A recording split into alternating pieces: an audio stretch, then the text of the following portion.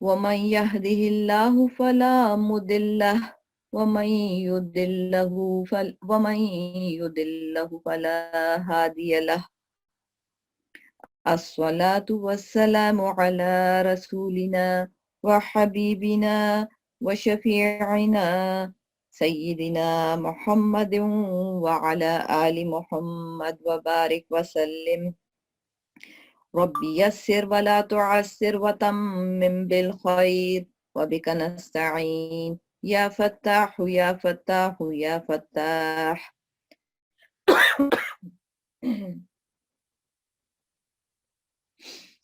آج انشاءاللہ تعالی ہم اپنا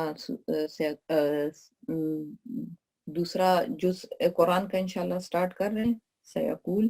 انشاءاللہ تعالی اعوذ باللہ من الشیطان الرجیم بسم اللہ الرحمن الرحیم ربی اشرح لی صدری ویسر لی امری واحلل عقدۃ من لسانی یفقہوا قولی ربی زدنی علما ربی زدنی علما ربی زدنی علما. بسم اللہ الرحمن الرحیم. سيقول السفهاء من الناس ما ولاهم عن قبلتهم التي كانوا عليها قل لله المشرق والمغرب يهدي من يشاء إلى صراط مستقيم. جیسے میں نے آپ کو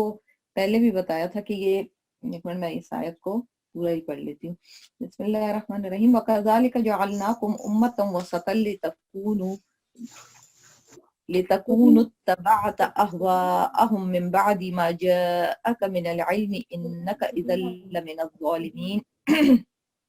جیسے میں نے آپ کو پہلے بھی بتایا تھا کہ قبلے کا چینج ہونا، کہ اب ٹرانسلیشن یہ ہے، اب یہ بے وقوف لوگ کہیں گے کہ آخر وہ کیا چیز ہے جس نے ان مسلمانوں کو اس قبلے سے پھرنے پر آمادہ کر دیا جس کی طرف وہ منہ کرتے چلے آ رہے تھے. آپ دیجئے کہ مشرق و مغرب سب اللہ ہی کے لیے ہے. وہ جس کو چاہتا ہے سیدھی راہ کی ہدایت کر دیتا ہے. اور مسلمانوں اس طرح تو ہم نے تم کو ایک معتدل امت بنایا ہے تاکہ تم دوسرے لوگوں پر گواہ بنو اور رسول تم پر گواہ بنے. اور جس قبلے پر تم پہلے کاربند تھے اسے ہم نے کسی اور وجہ سے نہیں بلکہ صرف یہ دیکھنے کے لیے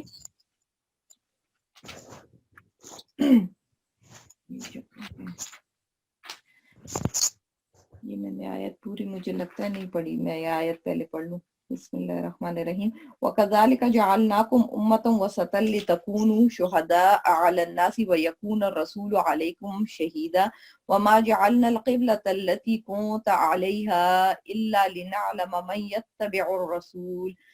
يَتَّبِعُ الرَّسُولَ مِمَّن يَنقَلِبُ عَلَى عَقِبَيْهِ وَإِن كَانَتْ لَكَبِيرَةً إِلَّا عَلَى الَّذِينَ هَدَى اللَّهُ وَمَا كَانَ اللَّهُ لِيُضِيعَ إِيمَانَكُمْ ان اللہ بالناس لرؤوف الرحیم. اچھا، پھر یہاں پر اور مسلمانوں اسی طرح ہم نے تم کو ایک معتدل امت بنایا تاکہ تم دوسرے لوگوں پر گواہ بنو اور رسول تم پر گواہ بنے. اور جس قبلے پر تم پہلے کاربند تھے اسے ہم نے کسی اور وجہ سے نہیں بلکہ صرف یہ دیکھنے کے لیے مقرر کیا تھا کہ کون رسول کا حکم مانتا ہے اور کون الٹے پاؤں پھر جاتا ہے. اور اس میں شک نہیں کہ یہ بات تھی بڑی مشکل، لیکن ان لوگوں کے لیے ذرا بھی مشکل نہ ہوئی جن کو اللہ نے ہدایت دے دی تھی. اور اللہ تعالیٰ ایسا نہیں کہ تمہارے ایمان کو ضائع کر دے. در حقیقت اللہ لوگوں پر بہت شفقت کرنے والا اور بڑا مہربان ہے. جیسے میں نے آپ لوگوں کو لاسٹ ٹائم بتایا تھا کہ یہ بیت المقدس پہلے قبلہ اول تھا، پھر اس کو چینج کر کے خانہ کعبہ کر دیا گیا تھا. اور پہلے جب حضور صلی اللہ علیہ وسلم مکہ مکرمہ میں تھے مکہ مکرمہ میں تھے تو وہ جس رخ پر نماز پڑھتے تھے تو کعبہ بھی ان کے سامنے آتا تھا اور بیت اللہ بھی اس ڈائریکشن میں تھا. جب مدینہ منورہ چلے گئے تو وہاں پر بیت اللہ ان کے بالکل فرنٹ پہ آیا تو خانہ کعبہ بالکل ہے نا بیک پر چلا گیا تھا. تو اس لیے یہاں پر یہودیوں کو یہودی تو خوش ہو گئے کہ بیت اللہ को है ना बैतुल मुकद्दस को बेसिकली, सॉरी मैं बैतुल्लाह कह रही थी, बैतुल मुकद्दस को है मतलब किबला बनाया गया था, तो नमाज उस रुख पर पढ़ी जाती थी। और बैतुल्लाह जो खाना काबा है अब वो फिर इनके बैक पे आ गया। तो 16 से 17 महीने बैतुल मुकद्दस की तरफ नमाज पढ़ी गई थी। किबला अवल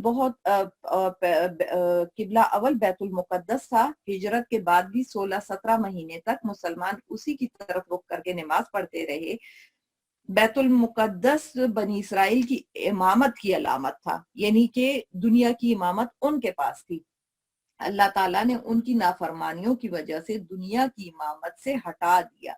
अब इमामत मुसलमानों को यानी उम्मत मोहम्मदिया को अता हुई सल्लल्लाहु अलैहि वसल्लम, और मुसलमानों को उम्मत वस्त बनाया, यानी मरकजी हैसियत, ताकि दुनिया के लिए बेहतरीन नमूना अमल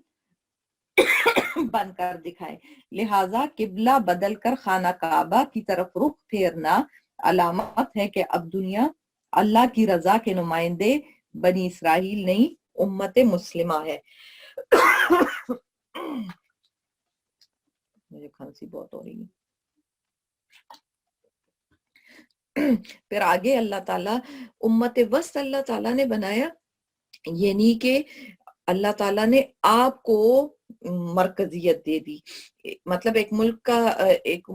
जैसे आजकल सब लोग अगर कुफार के उसमें देखा जाए तो अमेरिका को कितना हर एक देख रहा होता है कि ये अमेरिका अमेरिका अमेरिका, बज़ाहिर दुनिया में यही लग रहा होता है कि अमेरिका के रूल्स फॉलो किए जा रहे। अल्लाह के दीन में अल्लाह ताला ने पहले बनी इसराइल को ये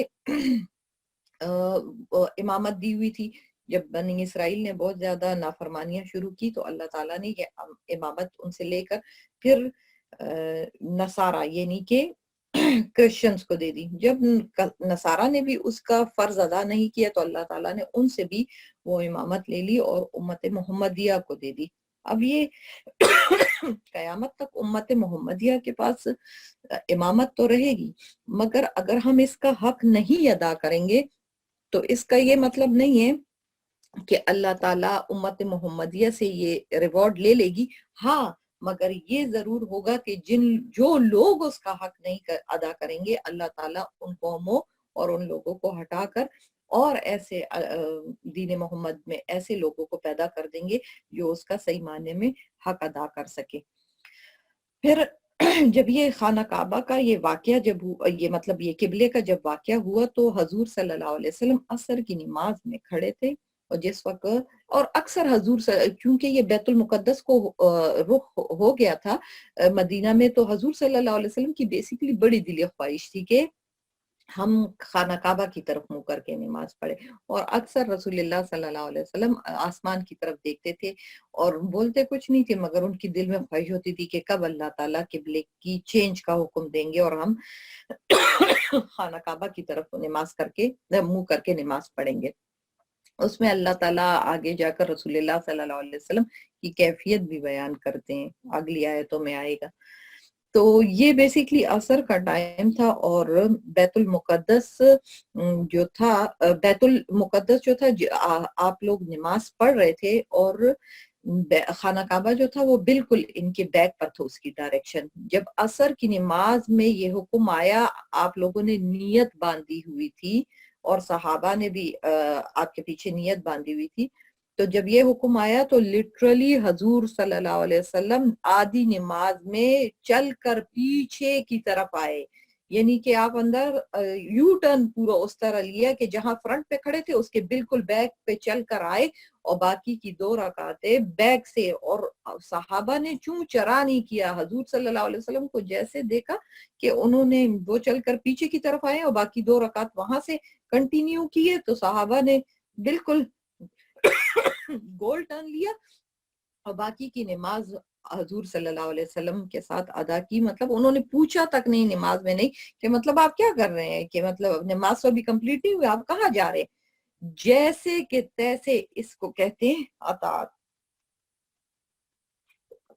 और इसी यही अल्लाह ताला को सहाबा की बात अल्लाह ताला को बहुत पसंद थी कि जैसे कोई हुक्म आता था वो आमना और सदका कहते थे और वो उसको राइट अवे उस चीज को कंटिन्यू करते थे। फिर इसमें एक मिनट जरा प्लीज, जरा मैं अपने लिए हॉल्स लेकर आती हूँ। आप लोग प्लीज जरा मुझे 1 मिनट दे दें।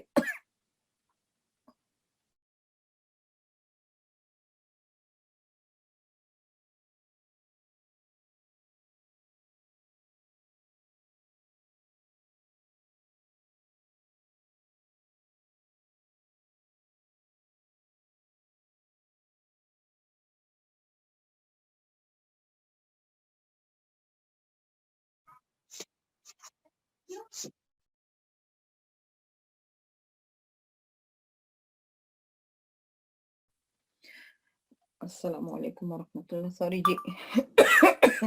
मुझे डिसकंटिन्यू करना पड़ा कि मुझसे बोला नहीं जा रहा था। खैर, फिर अल्लाह ताला इसमें ये भी बताते हैं कि जिस तरफ भी अल्लाह ताला हुक्म दे देते हैं, ये बेसिकली इनके लिए बहुत बड़ा हुक्म था।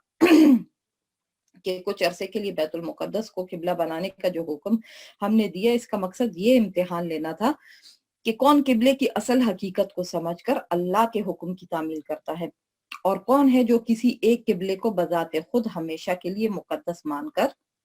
अल्लाह के बजाय उसी की इबादत शुरू कर देता है। किबले की तब्दीली यही वाजे करना मकसूद था कि इबादत बैतुल्लाह की नहीं अल्लाह की करनी है, वरना इसमें और बुत परस्ती में क्या फर्क रह जाता। तो इसमें ये चीज को भी वाजे करना बहुत जरूरी था। फिर अच्छा, और फिर है ना, इसमें हजरत हसन बसरी रहीमुल्लाह ने ये बयान फरमाया कि अगरचे नए किबले को इख्तियार कर लेना मुश्किल था, लेकिन जिन लोगों ने अपने कुव्वत ईमानी का मुजाहरा करते हुए इसे दे चूं चरा मान लिया, अल्लाह ताला ने इनके इस ईमानी जज्बे को जाया नहीं करेगा, बल्कि इनको इसका अजर अजीम मिलेगा। ये आगे फिर आयत में कुछ सहाबा परेशान हो जाते हैं कि जिन्होंने पहले 17 महीने बैतुल्लाह की तरफ, बैतुल मुकद्दस की तरफ मुंह करके नमाजें पढ़ी थी, तो क्या उनकी इबादतें जाया हो गई हैं, या और जो हमने नमाजें पढ़ी थी या जो दुनिया से रुखसत हो गए हैं, तो क्या उनकी नमाजों का उनको कोई अजर नहीं मिलेगा। इस पे ये है ना, अल्लाह ताला बताते हैं कि बल्कि इनका इसका अजर अजीम मिलेगा। जब ये सारा कुछ पैदा हुआ तो मतलब न इनकी ये नमाजें जाया होंगी उसकी वजह से, और ना ही उनका अजर जाया होगा। आयत ने जवाब, इसी आयत में आगे जवाब दे दिया, क्योंकि उन्होंने अपने ईमानी जज्बे के तहत वो नमाजें अल्लाह ताला ही के हुक्म की तामील में पढ़ी थी, इसलिए वो नमाजें जाया नहीं होंगी। फिर आगे है बिस्मिल्लाहिर्रहमानिर्रहीम, क़द नरा तक़ल्लुब वजहिका फ़िस्समा फलनुवल्लियन्नक क़िबलतन तर्दाहा फवल्लि वजहक शत्रल मस्जिदिल हराम वहैसुमा कुन्तुम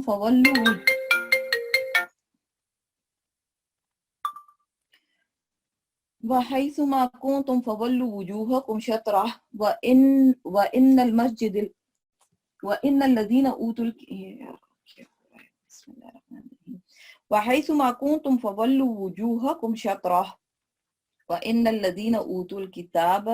ऊतुल किताब लयअलमून अन्नहुल हक़्क़ु मिर रब्बिहिम वमल्लाहु बिगाफिलिन अम्मा यअमलून।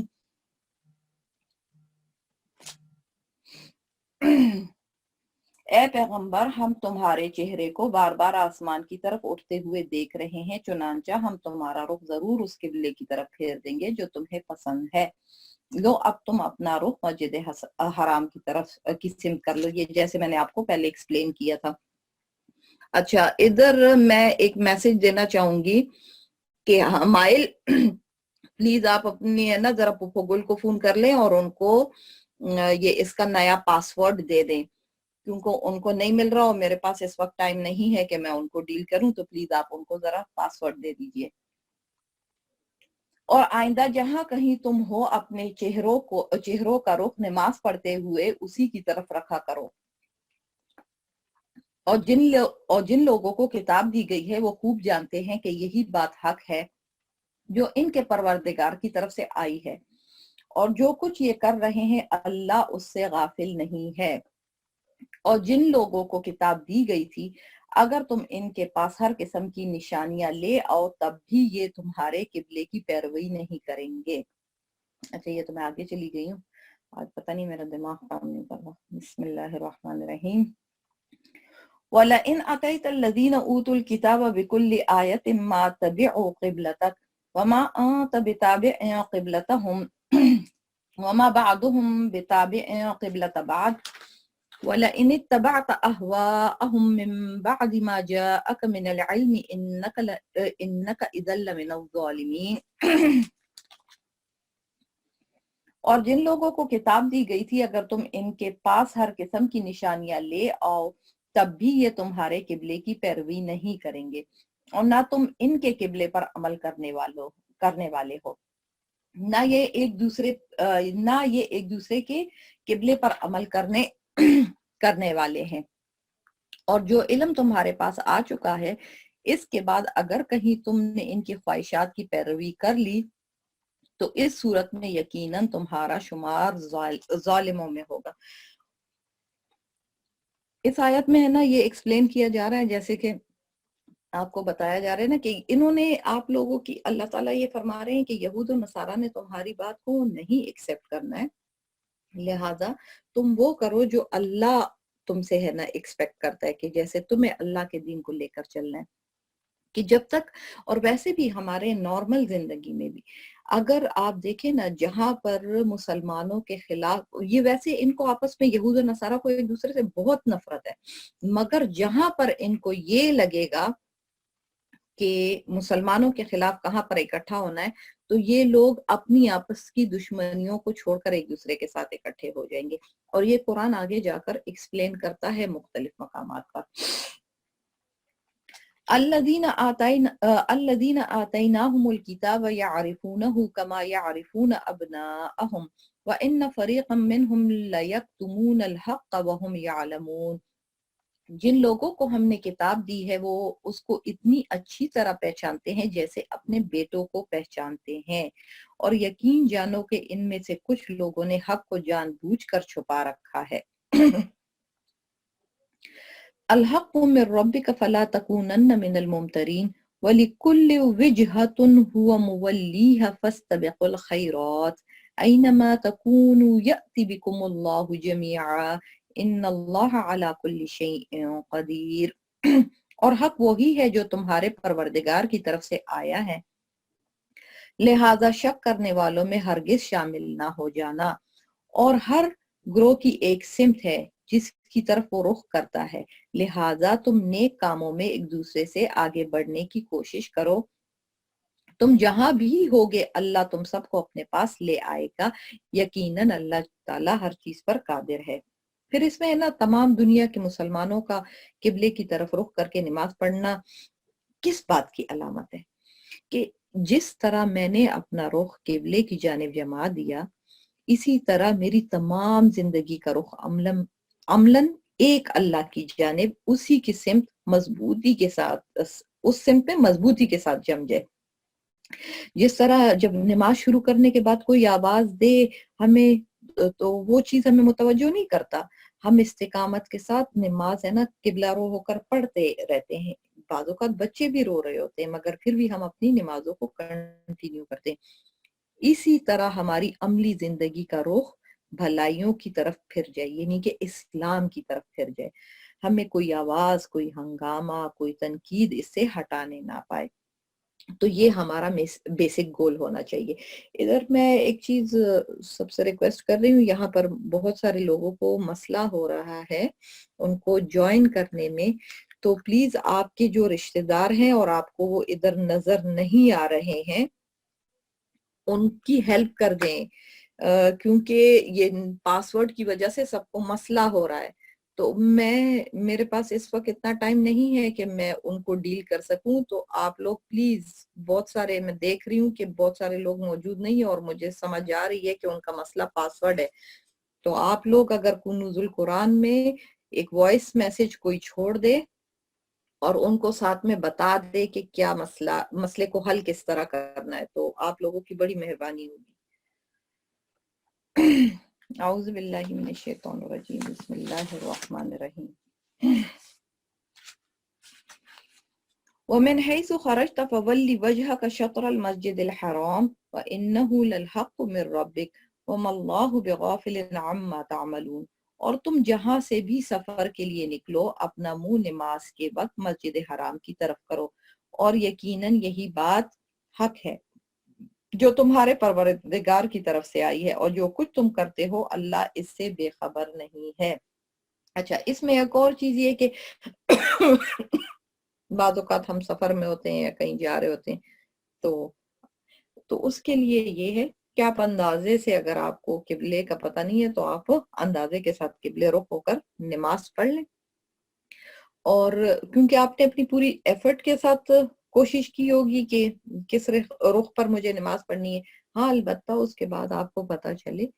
کہ وہ نماز آپ نے غلط ڈائریکشن میں پڑھی ہے تو آپ کو نماز دہرانے کی ضرورت نہیں ہوتی ہے، کیونکہ آپ نے شروع میں اپنی پوری کوشش کر لی تھی، اور اس کے بعد اگر ہے نا بعد میں آپ کو پتہ چلتا ہے تو وہ اس نماز کی ریپیٹ نہیں ہے، انشاءاللہ اللہ تعالیٰ وہی نماز آپ کی قبول کریں گے۔ یہ میں نے آپ کو بیسیکلی ایک فقہی مسئلہ بتایا۔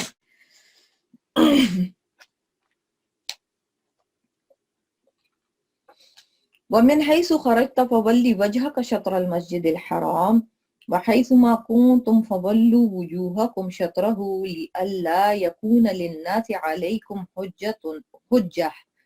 إِلَّا الَّذِينَ ظَلَمُوا مِنْهُمْ فَلَا تَخْشَوْهُمْ وَاخْشَوْنِي وَلِأُتِمَّ نِعْمَتِي عَلَيْكُمْ وَلَعَلَّكُمْ تَهْتَدُونَ۔ اور جہاں سے بھی تم نکلو اپنا منہ مسجد حرام کی طرف کرو، اور تم جہاں کہیں ہو اپنے چہرے اسی کی طرف رکھو تاکہ لوگوں کو تمہارے خلاف حجت بازی کا موقع نہ ملے۔ البتہ ان میں جو لوگ ظلم کے خوگر ہیں وہ کبھی خاموش نہ ہوں گے، تو ان کا کچھ خوف نہ رکھو بلکہ میرا خوف رکھو تاکہ میں تم پر اپنا انعام مکمل کر دوں اور تاکہ تم ہدایت حاصل کرو۔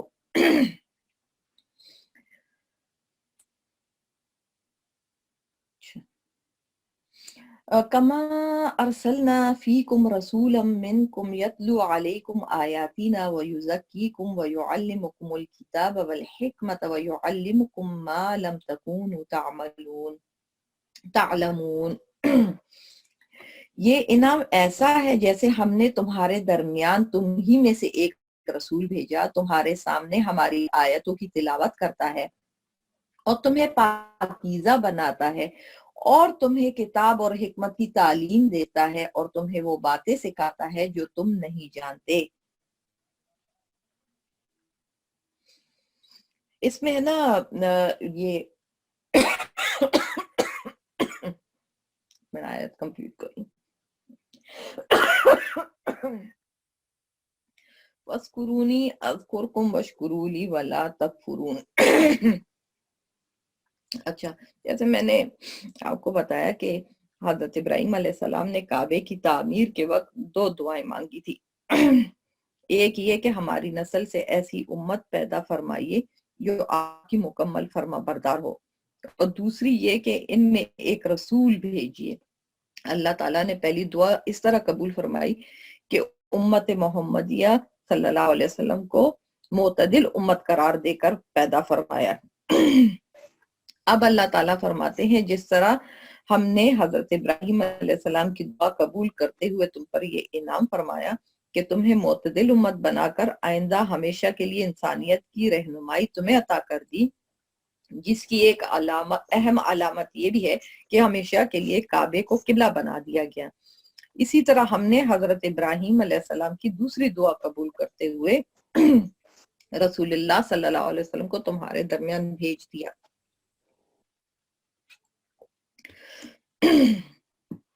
اچھا، ان میں سے پہلا فریضہ جو تھا وہ تلاوت آیات ہے۔ اس سے معلوم ہوا کہ قرآن کریم کی آیات کو تلاوت کرنا بذات خود بھی ایک مقصد اور ایک نیکی ہے، خواہ آپ اس کا مطلب جانتے ہو یا نہ جانتے ہو۔ پھر دوسرا مقصد قرآن کی تعلیم ہے۔ اس سے یہ بات واضح ہوتی ہے کہ حضور صلی اللہ علیہ وسلم کی تعلیم کے بغیر قرآن کریم کو ٹھیک ٹھیک سمجھنا ممکن نہیں، اور یہ کہ صرف ترجمہ پڑھ لینے سے قرآن کریم کی صحیح سمجھ حاصل نہیں ہو سکتی ہے، جو آج کل عموماً ہم لوگ سمجھ رہے ہوتے ہیں کہ اگر میں ترجمہ پڑھ لیتی ہوں اور میں خود سے سمجھ سکتی ہوں، کیونکہ اگر ایسا ہو سکتا تو پھر تو گوگل پر سارا کچھ اویلیبل ہے، تو آپ لوگ ڈاکٹر اور سرجن کیوں نہیں بن جاتے ہیں؟ اگر کسی کو آپریشن کی ضرورت پڑ جاتی ہے تو کوئی بھی گوگل والے ڈاکٹر کے پاس ہرگز بھی نہیں جائے گا، وہ کہے گا کہ جس نے صحیح تعلیم حاصل کی ہے کسی اوتھینٹک ٹیچر سے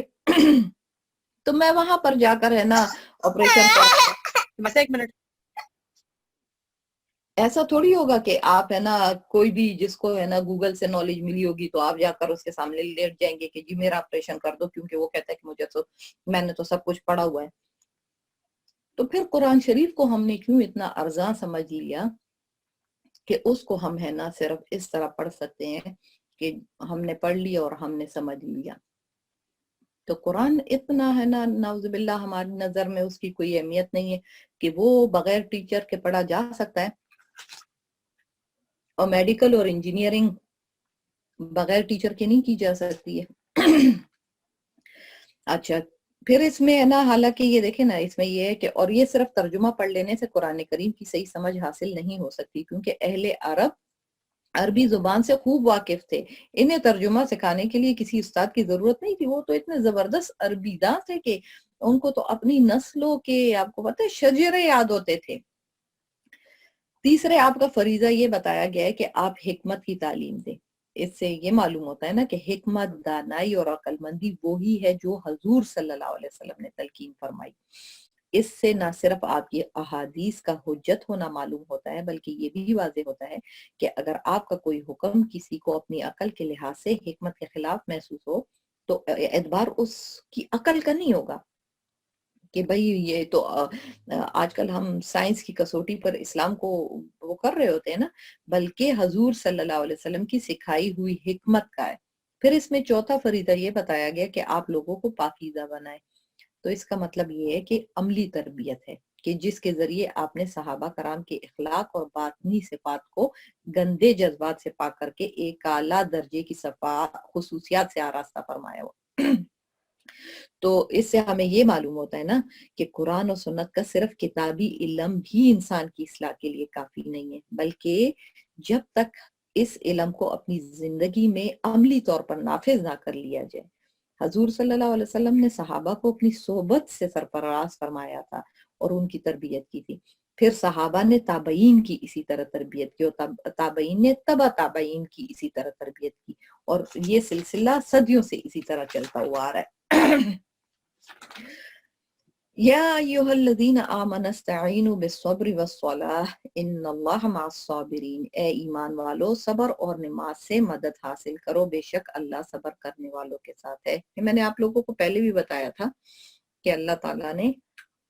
کہ کبھی بھی انسان پر اگر کوئی مشکل وقت آ جائے تو وہ ایک تو صبر کرے، اللہ کو پہلے وقت کا صبر بہت پسند ہے،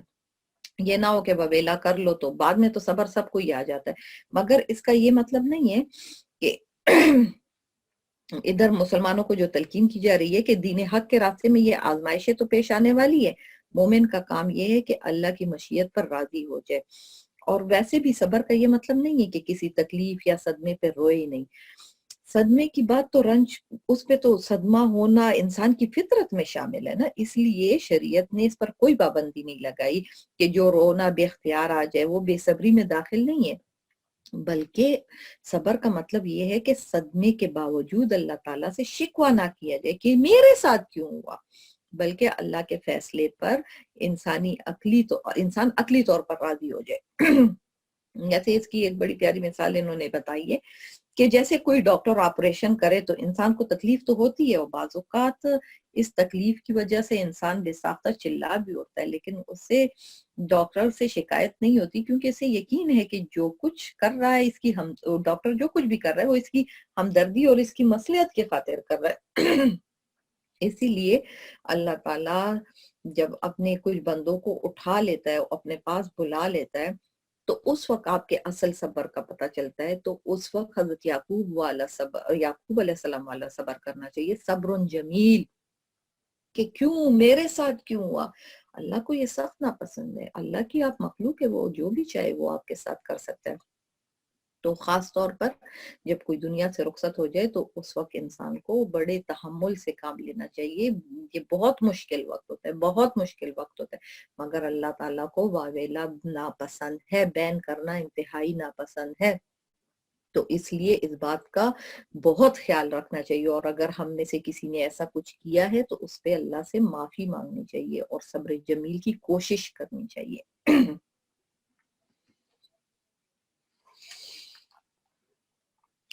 وَلَا تَقُولُوا لِمَنْ يُقْتَلُ فِي سَبِيلِ اللَّهِ أَمْوَاتٌ بَلْ أَحْيَاءٌ وَلَكِنْ لَا تَشْعُرُونَ. اور جو لوگ اللہ کے راستے میں قتل ہوں ان کو مردہ نہ کہو, دراصل وہ زندہ ہے, مگر تمہیں ان کی زندگی کا احساس نہیں ہے. یہ شہداء کے بارے میں فرمایا جا رہا ہے کہ شہید کو مردہ نہ کرو جو اللہ کے راستے میں جہاد میں دنیا سے رخصت ہو جاتا ہے, تو وہ زندہ ہے, وہ رزق پا رہے ہیں. اللہ تعالیٰ فرماتے ہیں ایک جگہ پر کہ وہ ان کی جانیں جو ہے نا قندیلوں میں قید ہوتی ہیں, اور وہ پرندوں میں ان کی نرو ہوتی ہے, وہ جنت میں پرواز کر رہے ہوتے ہیں, وہاں سے کھاتے پیتے. اور ان کی ایک باقاعدہ پوری یہ جو شہید ہے ان کی ایک پوری زندگی ہے کہ یہ لوگ اللہ ان کو رزق پرووائڈ کر رہا ہوتا ہے, مگر چونکہ ہمیں ادراک نہیں ہے اس زندگی کا تو ہم کہتے ہیں کہ وہ بس دنیا سے رخصت ہو گئے ہیں. تو میری ایک دوست ہے, اس کا بیٹا دنیا سے اسی طرح اللہ کے راستے میں ہی نکلا تھا اور دنیا سے رخصت ہو گیا. تو مطلب وہ بعض اوقات اس کی جو واقعات وہ بیان کرتی ہے, کبھی انشاءاللہ موقع ملا تو میں آپ لوگوں کو بتاؤں گی کہ مطلب اس کو مطلب حیرت ہوتی ہے کہ واقعی لگتا ہے کہ وہ زندہ ہے. اس کو جو بعض اوقات اس کے بارے میں فیلنگز ہوتی ہیں جس طرح وہ اکثر اس کا بارے میں بتاتی ہے. تو جو اللہ کے راستے میں نکلا اور اللہ کے راستے میں شہید ہوا تو یہ تو اللہ نے کہا ہے تو فور شور ان کو رزق ملتا ہے, تو اس میں تو دو رائے اور شک ہونا ہی نہیں چاہیے. وَلَنَبْلُوَنَّكُمْ بِشَيْءٍ مِّنَ الْخَوْفِ وَالْجُوعِ وَنَقْصٍ مِّنَ الْأَمْوَالِ وَالْأَنفُسِ وَالثَّمَرَاتِ وَبَشِّرِ الصَّابِرِينَ. اچھا پھر دیکھیں نا اللہ کتنی پیاری بات کر رہا ہے, اور دیکھو ہم تمہیں آزمائیں گے ضرور, کبھی خوف سے, کبھی بھوک سے, کبھی مال و جان اور پھلوں میں کمی کر کے, اور جو ایسے حالات میں صبر سے کام لیں گے ان کو خوشخبری سنا دو. تو اس کا مطلب ہے کہ صحابہ آپ کو پتہ ہے کیا کرتے تھے کہ جب 1 سال تک ان پہ ہے نا کوئی ایسی آزمائش نہیں آتے تھے تو وہ اپنی ایمان کی فکر میں پڑ جاتے تھے کہ کیا اللہ تعالیٰ سے ہم بھول تو نہیں گئے, مطلب اللہ تعالیٰ نے ہمیں ڈھیل تو نہیں دے دی ہے. تو یہ اللہ تعالیٰ انسان کو آزماتا رہتا ہے. میں آپ کو ایک چھوٹی سی مثال دوں, ابھی آپ لوگوں میں سے کچھ لوگوں کو آئی ڈونٹ نو پتا ہوگا یا نہیں, تو لاسٹ ویک میرے بیٹے نے پولینڈ سے آنا تھا اور ایئرپورٹ پر اس کو انہوں نے پکڑ لیا تھا کہ تمہیں ہم نہیں چھوڑیں گے. اور ہم پہلے بھی بہت پریشان تھے کہ اس کو بہت کھانسی ہو رہی تھی اور انہوں نے اس کو ڈیٹین سا کر دیا تھا اور کہ ہم تمہیں کرونا وائرس ہو سکتا ہے. تو اس کو ایئرپورٹ سے جس حالات میں وہ لے کر گئے اور ایمبولینس بلائی اور جتنا وہ پریشان تھا, یقین مانے کہ بہت سخت وقت تھا, بہت سخت وقت تھا. اور میں اس وقت کسی سے بات نہیں کرنا چاہتی تھی, مطلب میں یہی کہہ رہی تھی, یا اللہ بس جو تو بہتر سمجھتا ہے میں اس پہ راضی ہوں, یا اللہ بس تو مجھے اپنے اس پہ راضی رکھ, اور بس مجھے کوئی گلہ شکوہ نہیں ہے, اس میں کوئی خیر ہوگی. مگر چونکہ میرا بیٹا اتنا پریشان تھا اور مطلب وہ اتنا پینک تھا کہ وہ صحیح سے بات نہیں کر پا رہا تھا, اور پھر جس طرح انہوں نے اس کو ہسپتال میں رکھا اور اس کو جس طرح بند رکھا تو پھر وہ واپس دوبارہ آنے کو تیار نہیں تھا. اس پھر ہم نے بڑی مشکل سے میاں بیوی نے راضی کیا کہ تم آ جاؤ, مگر وہ چونکہ وہ 24 آورز اس پہ اتنے سخت گزرے تھے کہ وہ واپس آنے کو تیار نہیں تھا پولینڈ سے. تو الحمدللہ وہ کل رات کو پہنچ گیا ہے اور بہت بہتر ہے. میرے صرف کہنے کا مقصد یہ ہے کہ میں اس وقت بس میں اللہ سے یہی دعا کر رہی تھی, یا اللہ مجھے صبر جمیل عطا فرما, बहुत टफ टाइम होते हैं, मतलब ज़रूरी नहीं है, अल्लाह ताला बहुत मुश्किल वक़्त इंसान को गुज़ारता है, मगर औलाद बहुत बड़ी आज़माइश है, बहुत बड़ी आज़माइश है। मैंने उस वक़्त मैं किसी को नहीं बता रही थी कि मेरे साथ क्या हो रहा है, हालाँकि मेरे ख़्याल में उसके 1 आध दिन बाद हमारा दौरे कुरान स्टार्ट होने वाला था, तो मैं बहुत परेशान थी, मगर अल्लाह ने बहुत एहसान किया। और अगर आप लोगों को याद भी होगा तो शायद मैंने आप लोगों को कहा था कि मेरा बेटा सफ़र में है तो उसके लिए दुआ करें। मगर बहरहाल अल्लाह ताला ने उसमें से ये खैर बहुत बड़ी निकाली कि उन्होंने जब खैर उसको उस 24 आवर में टेस्ट किया तो उसका कोरोना का नेगेटिव आया, जिसपे हम अल्लाह के बड़े शुक्रगुजार हैं। तो अल्लाह ताला ने उस शर से ये खैर निकाली हमारे लिए, और अल्हम्दुलिल्लाह अल्लाह ताला ने आफियत का मामला फरमाया। कहने का मेरा मकसद ये है कि उस वक्त मैं भी ये तो कह सकती थी कि सारे जहाज को छोड़कर अल्लाह मेरा ही बेटा क्यों, उसके बहुत सारे क्लास फेलो भी तो आ रहे थे ना पोलैंड से, मगर उन्होंने पूरे जहाज में सिर्फ एक उसको इस जिस हिसाब से है ना कॉर्डन ऑफ किया और जिस हिसाब से वो उसको एयरपोर्ट से लेकर गए, क्योंकि उसके एक दोस्त ने छोटी सी वीडियो भी उसकी बनाई थी, तो वो जितना टेंस बैठा हुआ था उस वीडियो में तो पता चल रहा था कि वो कितना परेशान है। तो मतलब बंदा ये बोले कि मेरे साथ ही क्यों, तो अल्लाह को ये चीजें नापसंद है। अल्लाह ताला ने हमने थोड़ा सा उस वक्त सब्र किया और अल्लाह ताला ने उसको खुशियों के साथ हमारे पास वापस पहुंचा दिया, अल्हम्दुलिल्लाह। तो रात को वो हमारी आधी रात थी और पाकिस्तान में दिन था, तो अल्हम्दुलिल्लाह वो आ गए। तो बस अल्लाह ताला से और हम कुछ नहीं कर सकते, तो उस वक्त बस ये दुआ मांगे, अल्लाह सब्रुन जमील, या अल्लाह सब्रुन जमील, हजरत याकूब अलैहिस्सलाम का सब्र अता फरमा दे। मगर सब्र मांगे मत, मगर कोई मतलब आजमाइश मांगे मत, अगर कोई आजमाइश आ जाए तो फिर उस पे सब्र करें, फिर उस वक्त सब्र करें। अच्छा, बिस्मिल्लाहिर्रहमानिर्रहीम। अल्लज़ीना इज़ा असाबतहुम मुसीबतुन क़ालू इन्ना लिल्लाहि व इन्ना इलैहि राजिऊन। ये वो लोग हैं जब इनको कोई मुसीबत पहुंचती है तो ये कहते हैं कि हम सब अल्लाह ही के हैं और हमको अल्लाह ही की तरफ लौट कर जाना है। अमूमन हम सोचते हैं कि इन्ना लिल्लाहि व इन्ना इलैहि राजिऊन, अगर कोई फौत हो जाए तभी बस हमारे मुंह से निकलता है। नहीं, अगर आपकी कोई चीज गुम हो जाए, आपको कोई मुसीबत पहुंच जाए, कुछ भी इस तरह का मामला हो जाए, तो ये दुआ है बेसिकली। तो ये दुआ पढ़नी चाहिए, यानी कि कोई मसले में फंस जाए और फौरन आपको पता चले तो फौरन आपको है ना ये बोलना चाहिए कि इन्ना लिल्लाहि व इन्ना इलैहि राजिऊन। इसका ये मतलब नहीं है कि वो बंदा फौत हो गया है, नहीं, कोई चीज भी गुम हो जाए तब भी ये पढ़ना चाहिए, इंशाल्लाह वो चीज भी मिल जाएगी। उलाइका अलैहिम सलवातुम मिर रब्बिहिम उलाइका अलैहिम सलवातुम मिर रब्बिहिम व रहमा व उलाइका हुमुल मुहतदून। ये वो लोग हैं जिन पर इनके परवरदिगार की तरफ से खुसूसी अनायतें हैं और रहमत है, और यही लोग हैं जो हिदायत पर हैं। अच्छा, जैसे अभी मैंने आपको थोड़ा सा एक्सप्लेन किया, ये आयत 155 और 154, यानी कि जिंदगी सबके लिए इम्तिहान आएगा। जैसे मैंने आपको कहा ना कि सहाबा कहते थे कि अगर कोई इम्तिहान नहीं आया तो परेशान हो जाते थे, तो जिंदगी तो है ही इम्तिहान। इम्तिहान में यकीनन कभी आसान सवाल भी आएंगे और मुश्किल सवाल भी आएंगे। होते हैं ना पेपर में, कभी मुश्किल क्वेश्चन होते हैं, कभी आसान सवाल होते हैं, कभी नन्हे मुन्ने से सवाल आ जाते हैं। यानी कि सुबह फिर हम सुबह उठकर दुआ पढ़ी, छींक पर अल्हम्दुलिल्लाह कहा, ये सारी छोटी छोटी बातों पर तवज्जो दिया से लेकर निस्बतन बड़े सवाल भी आते हैं। यानी कि नींद या दिलपसंद मशागिल को छोड़कर नमाज यानी फर्ज नमाज की अदायगी करना, छोटे छोटे हमारे इम्तिहान ही है ना कि मतलब हम ये काम कर रहे हैं या नहीं। यकीनन जिंदगी में भारी सवाल भी आ सकते हैं, जिसकी है ना इसी आयत में ये 154 में है ना निशानदेही की गई है।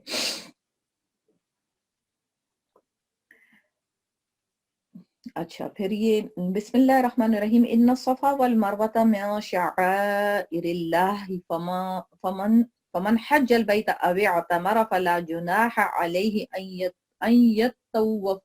अन यतवफ बिहिमा वमा ततव्वअ खैरन फइन्नल्लाह शाकिरुन अलीम। اگر آپ میں سے کسی نے حج بیت اللہ کی زیارت آپ لوگوں کو نصیب ہوئی ہو تو صفا مروہ پر یہ دعا بہت بڑے اس پہ لگی ہوئی ہے، مطلب آتے جاتے کہ یہ دعا پڑھی جائے اس پر، کیونکہ صفا مروہ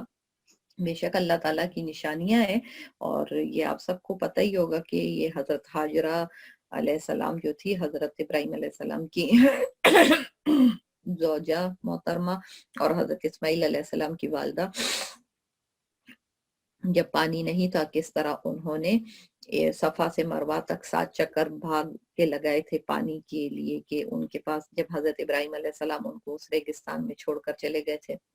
جو بھی ان کو توشہ اور پانی دیا ہوا تھا وہ ختم ہو گیا تھا، اور پھر اس کے بعد جب حضرت اسماعیل علیہ السلام پانی کے لیے بلک رہے تھے تو کس طرح اس ماں نے 7 چکر بھاگ کر لگائے، اور ایک جگہ سے چڑھتی تھی دوسری جگہ ریگستان تو اس کو کچھ نظر نہیں آ رہا تھا، اور 7 چکر لگانے کے بعد وہاں سے آب زمزم کا چشمہ پھوٹ پڑا۔ حضور صلی اللہ علیہ وسلم فرماتے ہیں کہ بی بی ہاجرہ نے جب پانی پھوٹتے ہوئے دیکھا تو جلدی سے اس کے ارد گرد ہے نا پہاڑی سی بنا دی، تو وہ کہتے ہیں کہ اللہ رحم کرے ہماری ماں پہ، اگر وہ اس کو پہاڑی نہ بناتی اور وہ اس کو بند نہ کر دیتی تو یہ نہر بن جاتی، مطلب یہ پوری دریا ہو جاتا۔ تو سبحان اللہ، یہ اللہ تعالیٰ کو ان کی یہ ادا اتنی پسند آئی کہ اللہ تعالیٰ نے قیامت کے تک کے آنے والے لوگوں کے لیے حج میں بیت اللہ مطلب بیت اللہ میں آپ کو صفا مروہ کے عمرہ اور حج کے لیے چکر لگانے پڑتے ہیں۔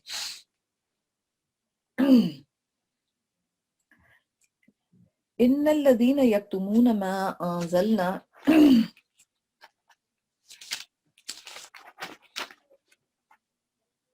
ان الذين يكتمون ما انزلنا من البينات والهدى من بعد ما بيناه للناس في الكتاب اولئك يلعنهم الله ويلعنهم اللاعنون إلا الذين تابوا وأصلحوا وبينوا فأولئك أتوب عليهم وأنا التواب الرحيم إن الذين كفروا وماتوا وهم كفار أولئك عليهم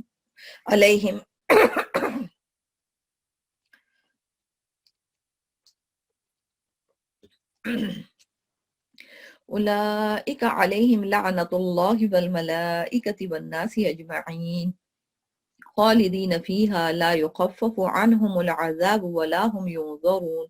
وإلهكم إله واحد لا إله إلا هو الرحمن الرحيم۔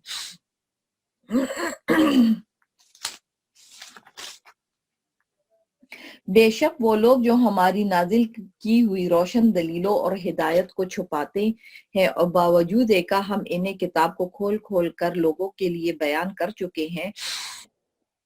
تو ایسے لوگوں پر اللہ بھی لعنت بھیجتا ہے اور دوسرے لعنت کرنے والے بھی لعنت بھیجتے ہیں۔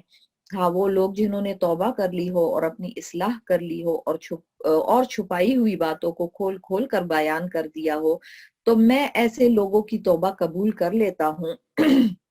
اور میں توبہ قبول کرنے کا خوگر ہوں، بڑا رحمت والا۔ بے شک وہ لوگ جنہوں نے کفر اختیار کیا اور کافر ہونے کی حالت ہی میں مرے، ان پر اللہ کی اور فرشتوں کی اور ساری انسانوں کی لعنت ہے،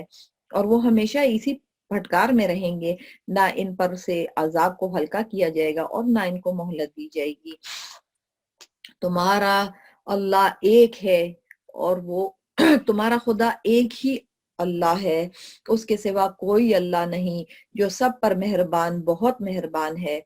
ان فی خلق السماوات والارض واختلاف اللیل والنہار والفلک التي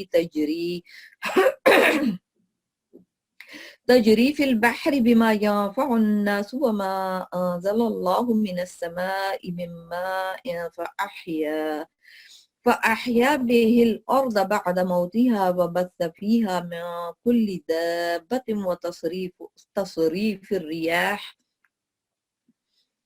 وتصريف الرياح والسحاب المسخر بين السماء والأرض لآيات لقوم يعقلون۔ بے شک آسمانوں اور زمین کی تخلیق میں رات دن کے لگاتار آنے جانے میں، ان کشتیوں میں جو لوگوں کے فائدے کا سامان لے کر سمندر میں تیرتی ہیں، उस पानी में जो अल्लाह ने आसमान से उतारा और इसके जरिए जमीन को उसके मुर्दा हो जाने के बाद जिंदगी बख्शी, और इसमें हर किस्म के जानवर फैला दिए, और हवाओं की गर्दिश में और उन बादलों में जो आसमान और जमीन के दरमियान ताबेदार बनकर काम में लगे हुए उन लोगों के लिए निशानियां ही निशानियां हैं जो अपनी अकल से काम लेते हैं। وَمِنَ النَّاسِ مَن يَتَّخِذُ مِن دُونِ اللَّهِ أَندَادًا يُحِبُّونَهُم كَحُبِّ اللَّهِ وَالَّذِينَ آمَنُوا أَشَدُّ حُبًّا لِلَّهِ وَلَوْ يَرَى الَّذِينَ ظَلَمُوا إِذْ يَرَوْنَ الْعَذَابَ أَنَّ الْقُوَّةَ لِلَّهِ جَمِيعًا وَأَنَّ اللَّهَ شَدِيدُ الْعَذَابِ۔ اور اس کے باوجود لوگوں میں کچھ وہ بھی ہیں جو اللہ کے علاوہ دوسروں کو اس کی خدائی میں اس طرح شریک قرار دیتے ہیں کہ ان سے ایسی محبت رکھتے ہیں جیسے اللہ کی محبت رکھنا چاہیے۔ اور جو لوگ ایمان لا چکے ہیں وہ اللہ ہی سے سب سے زیادہ محبت رکھتے ہیں، اور کاش کہ یہ ظالم جب دنیا میں کوئی تکلیف دیکھتے ہیں اسی وقت یہ سمجھ لیا کرے کہ تمام تر طاقت اللہ ہی کو حاصل ہے، اور یہ کہ اللہ کا عذاب آخرت میں اس وقت بڑا سخت ہوگا۔ اچھا، یہ مطلب حدیث میں آیا ہے کہ تم میں سے کوئی شخص اس وقت تک مومن نہیں ہو سکتا جب تک کہ میں یعنی کہ رسول اللہ صلی اللہ علیہ وسلم اس کو اس کے ماں باپ، اس کی اولاد اور تمام دنیا والوں سے زیادہ محبوب نہ ہو جاؤں۔ یہ بخاری کی حدیث ہے۔ استبرأ الذين اتبعوا من الذين اتبعوا ورأوا العذاب وتقطعت بهم الأسباب۔ جب وہ پیشوا جن کے پیچھے یہ لوگ چلتے رہے ہیں اپنے پیروکاروں سے مکمل بے تعلقی کا اعلان کریں گے، اور یہ سب لوگ عذاب کو اپنی آنکھوں کے سامنے دیکھ لیں گے اور ان کے تمام باہمی رشتے کٹ کر رہ جائیں گے۔ اچھا، یہ اسی طرح ہوگا کہ جو ہم نے علماء سو بنائے ہوتے ہیں یا جو لوگ مزاروں پر جاتے ہیں یا وہاں پر جا کر سجدے کرتے ہیں، تو قیامت والے دن یہی ہوگا کہ وہ نیک لوگوں کو، نیک بزرگوں کو کھڑا کیا جائے گا اور انہیں کہا جائے گا کیا تم لوگوں نے ان کو کہا تھا کہ یہ تمہیں سجدے کریں اور یہ تمہاری ہے نا عبادت کریں اس طرح، یا میرے ساتھ شریک ٹھہرائے۔ بعض اوقات ہم سمجھتے ہیں کہ ہم مسلمان ہیں، ہم تو یہ کام نہیں کر رہے ہیں، مگر جانے انجانے میں ہم کسی انسان کو اتنا بڑا مرتبہ دے دیتے ہیں کہ نعوذ باللہ ہم اس کو یہ خود نہیں سے کہہ رہے ہوتے کہ ہم نے اس کو اللہ کے مرتبے تک پہنچا دیے، بلکہ ہمارے حرکات، ہمارا عمل ایسا ہو جاتا ہے کہ ہم نہ اس شخص کے بارے میں سن سکتے ہیں، نہ بات کر سکتے ہیں کوئی، اور نہ اس کے بارے میں اگر آپ کو کوئی صحیح گائیڈ کرنا چاہے تو وہ نہیں کر سکتا ہے، کیونکہ ہم نے ان کو تقریباً اللہ معاف کرے اللہ کے ساتھ کا مرتبہ دے دیا ہوتا ہے کہ جیسے یہ اگر اللہ کو کہیں گے تو ہمارا کام ہوگا ورنہ نہیں ہوگا۔ دیکھیں مستجاب الدعوات ہوتے ہیں جن کی اللہ تعالیٰ دعائیں قبول کرتا ہے، مگر اس کا یہ مطلب نہیں ہے، اور وہ مستجاب الدعوات ہر ایک کو نہیں مل رہے ہوتے ہیں، وہ ہر بندہ نہیں ہوتا ہے کہ ہاں جو رزق حلال کھائے اور اللہ تعالیٰ کے احکامات کو فالو کرے، تو اللہ تعالیٰ خود فرماتے ہیں کہ میں تمہیں مستجاب الدعوات بنا دوں گا، یعنی کہ میں تمہاری دعائیں قبول ہوں گی۔ تو دوسروں کو ضرور کہنا چاہیے کہ میرے لیے دعا کریں، مگر اپنے لیے خود بھی بہت دعا کیا کریں، اور اس سے بڑا فرق پڑتا ہے جب آپ مطلب ہر نماز میں، فرض نماز کے بعد اگر آپ 2-3 یا جتنا ٹائم بھی، وہ آپ کی بیسیکلی دعا قبولیت کا ٹائم ہے، اس میں مانگیں اپنے لیے، اپنی اولاد، اپنے والدین، اپنے ارد گرد کے لوگوں کے لیے، اللہ تعالیٰ انشاءاللہ دعائیں قبول کرے گا۔ تو پھر یہ لوگ ہیں نا اس دن، یہ جو ان کے پیروکار ہوں گے، یہ اس دن قیامت والے دن لا تعلقی کا اعلان کریں گے کہ ہم تو ان کو نہیں جانتے، یہ تو بس جو کر رہے تھے خود ہی کر رہے تھے۔ اور یہ سب لوگ جب عذاب دیکھ لیں گے تو سارے، کوئی کسی کو رشتہ یاد نہیں رہے گا۔ اور اس کی میں آپ کو کیا مثال دوں، اس وقت ہے نا یہ جو وبا پھیلی ہوئی ہے، اس میں ہر بندہ کہہ رہا ہے دور رہو، مطلب اپنا بچہ اگر اس کو کھانسی ہو رہی ہوتی ہے تو بندہ پریشان ہو جاتا ہے کہ اگر یہ تو ڈوبا ہے تو ہم بھی ساتھ ہی ڈوب رہے ہیں۔ مطلب یہ اللہ نے صرف ایک جھلک دکھائی ہے کہ کیسے یہ کہہ رہے ہیں کہ سوشل ڈسٹینس رکھو، یہ کرو، تو اس سے بھی انسان کو اندازہ ہو جانا چاہیے نا کہ یہ تو اللہ نے ایک ٹریلر دی ہے، بعد میں کیا ہوگا۔ وقال الذين تبعوا لو ان لنا كرة فنتبرأ منهم كما تبرؤوا منا كذلك يريهم الله اعمالهم حسرات عليهم وما هم بخارجين من النار۔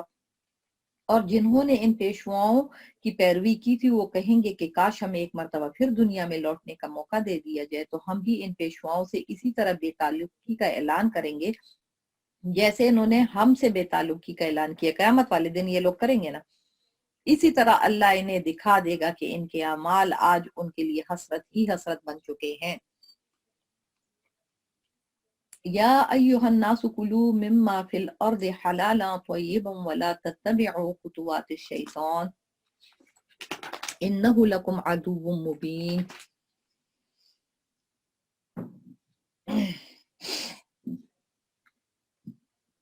اے لوگو، زمین میں جو حلال پاکیزہ چیزیں ہیں وہ کھاؤ اور شیطان کے نقش قدم پر نہ چلو، یقین جانو کہ وہ تمہارے لیے ایک کھلا دشمن ہے۔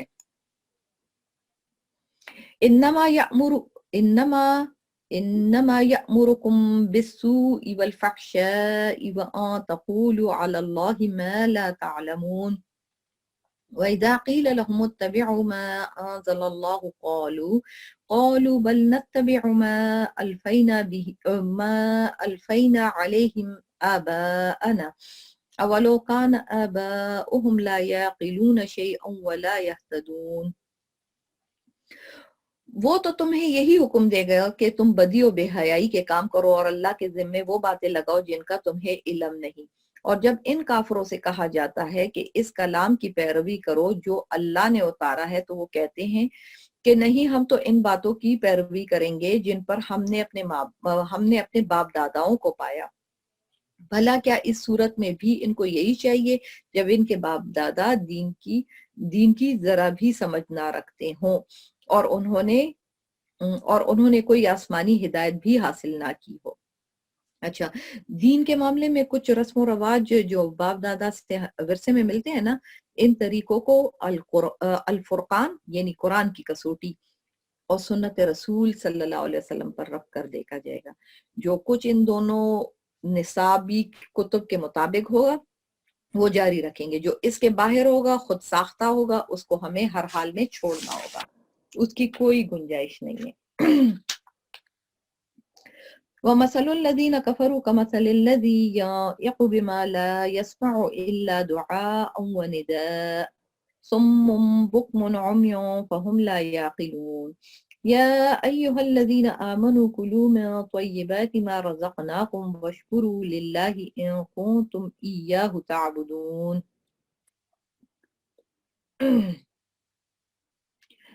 اور جن لوگوں نے کفر کو اپنا لیا ہے ان کو حق کی دعوت دینے کی مثال کچھ ایسی ہے جیسے کوئی شخص ان جانوروں کو زور زور سے بلائے جو ہانک پکار کے سوا کچھ نہیں سنتے۔ یہ بہرے، گونگے، اندھے ہیں، لہٰذا کچھ نہیں سنتے۔ اے ایمان والو، جو پاکیزہ چیزیں ہم نے تمہیں رزق کے طور پر عطا کی ہیں ان میں سے جو چاہو کھاؤ اور اللہ کا شکر ادا کرو اگر واقعی تم صرف اس کی بندگی کرتے ہو۔ انما حرم علیکم المیتۃ والدم ولحم الخنزیر وما اہل به لغیر اللہ ومن اضطر غیر باغ ولا عاد فلا اثم علیہ ان اللہ غفور رحیم۔ ان الذين يكتمون ما انزل الله من الكتاب ويشترون به ثمنا قليلا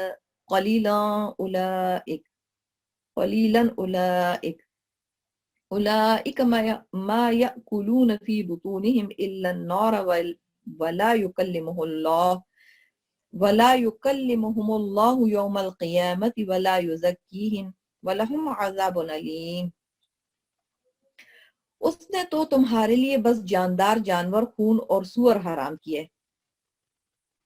تمہارے لیے مردار جانور، خون اور سور حرام کیا ہے، نیز وہ جانور یعنی کہ اس سے اندازہ لگائیں کہ اللہ تعالیٰ نے جن چیزوں کو حرام کیے وہ گنی چینی چیزیں ہیں اور باقی زیادہ چیزیں مطلب باقی آلموسٹ ایوری تھنگ از حلال. نیز وہ جانور جس پر اللہ کے سوا کسی اور کا نام پکارا گیا ہو. اس بات کا خاص خیال رکھیں, ہم بہت سارے ایسی چیزیں کر رہے ہوتے ہیں کہ یہ اس چیز کی نظر ہے, یہ اس چیز, تو مطلب نظر اسلام میں جائز ہے اور وہ قرآن میں اور وہ حدیثوں سے ثابت ہے, مگر نظر صرف اللہ کی جا سکتی ہے اور کسی کی نہیں. ہاں اگر کوئی شخص انتہائی مجبوری کی حالت میں ہو اور ان چیزوں میں سے کچھ کھا لے جبکہ اس کا مقصد لذت حاصل کرنا نہ ہو, ضرورت کی حد سے آگے بڑھے اور نہ وہ ضرورت کی حد سے آگے بڑھے, یہ بالکل انتہائی حالت ہے کہ بالکل آپ کے پاس کچھ نہ ہو. اس صورت میں جب مرنے کا خوف ہو کہ بس اب کچھ نہیں ملے گا اور اب مر جائیں گے, تو اس میں اللہ تعالیٰ نے اتنے کی ہی اجازت دی ہے, تو اس پر کوئی گناہ نہیں. یقیناً اللہ بہت بخشنے والا بڑا مہربان ہے. حقیقت یہ ہے کہ جو لوگ اللہ کی نازل کی ہوئی کتاب کو چھپاتے ہیں اور اس کے بدلے تھوڑی سی قیمت وصول کر لیتے ہیں, وہ اپنے پیٹ میں آگ کے سوا کچھ نہیں بھر رہے. قیامت کے دن اللہ ان سے کلام بھی نہیں کرے گا اور نہ ان کو پاک کرے گا, اور ان کے لیے دردناک عذاب ہے. أولئك الذين اشتروا الضلالة بالهدى والعذاب بالمغفرة فما أصبرهم على النار ذلك بأن الله نزل الكتاب بالحق وإن الذين اختلفوا في الكتاب لفي شقاق بعيد. یہ وہ لوگ ہیں جنہوں نے ہدایت کے بدلے گمراہی اور مغفرت کے بدلے عذاب کی خریداری کر لی. چنانچہ اندازہ کرو کہ یہ دوزخ کی آگ سہنے کے لیے کتنے تیار ہیں. یہ سب کچھ اس لیے ہوگا, اچھا یہ میں نے پڑھ لیا, ذالک بأن اللہ نزل الکتاب بالحق وان الذین اختلفوا فی الکتاب لفی شقاق بعید. یہ سب کچھ اس لیے ہوگا کہ اللہ نے حق پر مشتمل کتاب اتاری ہے اور جن لوگوں نے ایسی کتاب کے بارے میں مخالفت کا رویہ اختیار کیا ہے وہ ضد میں بہت دور نکل گئے ہیں. ليس البر أن تولوا وجوهكم قبل المشرق والمغرب ولكن البر من آمن بالله واليوم الآخر والملائكة والكتاب والنبيين وآتى المال على حبه ذوي القربى واليتامى والمساكين وابن السبيل والسائلين وفي الرقاب وأقاموا الصلاة وآتوا الزكاة والموفون بعهدهم إذا عاهدوا والصابرين في البأساء والضراء وحين البأس أولئك الذين صدقوا وأولئك هم المتقون. نیکی بس یہی تو نہیں ہے کہ اپنے چہرے مشرق یا مغرب کی طرف کر لو, بلکہ نیکی یہ ہے کہ لوگ اللہ پر, آخرت کے دن پر, فرشتوں پر اور اللہ کی کتابوں اور اس کے نبیوں پر ایمان لائیں اور اللہ کی محبت میں اپنا مال رشتہ داروں, یتیموں, مسکینوں, مسافروں اور سائلوں کو دیں اور غلاموں کو آزاد کرانے میں خرچ کریں اور نماز قائم کریں اور زکوٰۃ ادا کریں, اور جب کوئی عہد کر لے تو اپنے عہد کو پورا کرنے کے عادی ہوں اور تنگی اور تکلیف میں نیز جنگ کے وقت صبر اور استقلال کے خوگر ہوں.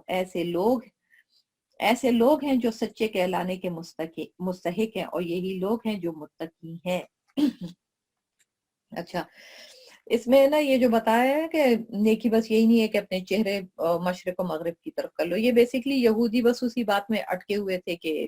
اب وہ خانہ کعبہ کے وہ قبلہ کا رخ ادھر اور قبلے کا رخ ادھر اور یہ کیوں ہو گیا, تو وہ اسی میں ان کے ہے نا بحث مباحثے چل رہے تھے.